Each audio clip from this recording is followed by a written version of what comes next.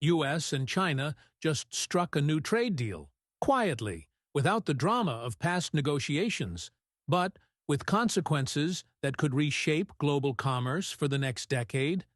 This isn't a repeat of Trump's tariff war or a victory lap for either side. It's something more strategic, more subtle, and possibly more dangerous. Let's break down what's actually in the new US-China trade deal, how it compares to the last one, and what it could mean for your wallet, your job, and the balance of power in the global economy.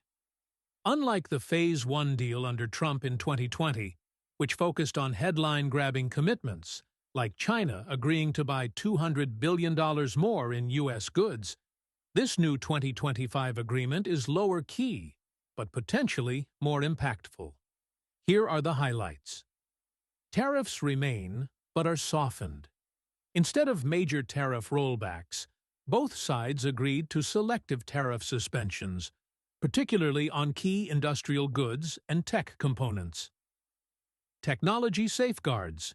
New clauses add protection for intellectual property in sectors like AI, semiconductors, and biotech, areas where the U.S. wants to maintain a lead. Green transition cooperation. For the first time, both countries agreed to lower tariffs on clean energy inputs, like solar panels, EV components, and rare earth minerals. Supply chain resilience. The deal encourages co-investment in third countries to reduce over-reliance on any one nation, a nod to lessons from COVID-19 disruptions. In short, this deal is less about flashy wins and more about strategic balancing. To understand why this matters, we have to rewind. The 2020 Phase 1 deal, signed by Trump and Chinese Vice Premier Liu He, was a direct response to a bitter tariff war. Its goals were clear: reduce the U.S. trade deficit, force China to buy more American products, protect U.S. IP rights, open up Chinese markets to American firms. But did it work? Partially.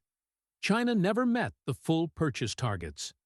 Tariffs remained on over $350 billion in Chinese goods, and many industries, especially agriculture, saw temporary benefits that faded fast.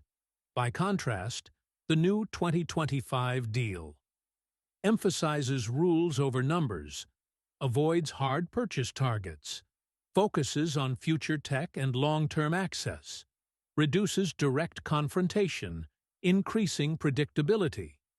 It's less political, more technical, and that might make it more durable. This deal isn't just about the U.S. and China. It affects the entire global economy. European exporters now worry about being squeezed out of both markets as U.S.-China cooperation deepens in green tech. Emerging markets, especially in Southeast Asia and Africa, see opportunity as both countries look for supply chain partners outside their own borders. Multinational corporations may finally get breathing room to plan long-term, without fearing surprise tariffs or trade chaos every election cycle. In other words, a calmer trade environment could unlock trillions in investment. But don't get too comfortable. Beneath the surface, tensions remain. The U.S. is still restricting high-end chip exports to Chinese firms. China continues to develop domestic alternatives to U.S. technology. Both countries are expanding their military presence in the Indo-Pacific. And politically, neither side is fully trusted by the other. This new deal might lower the volume, but it doesn't eliminate the rivalry. In fact, many analysts call it a cold peace, economic cooperation on the surface, strategic competition underneath. So how does this affect Americans? Here's the breakdown. Lower prices on key goods like electronics, batteries, and solar panels could ease inflation pressures.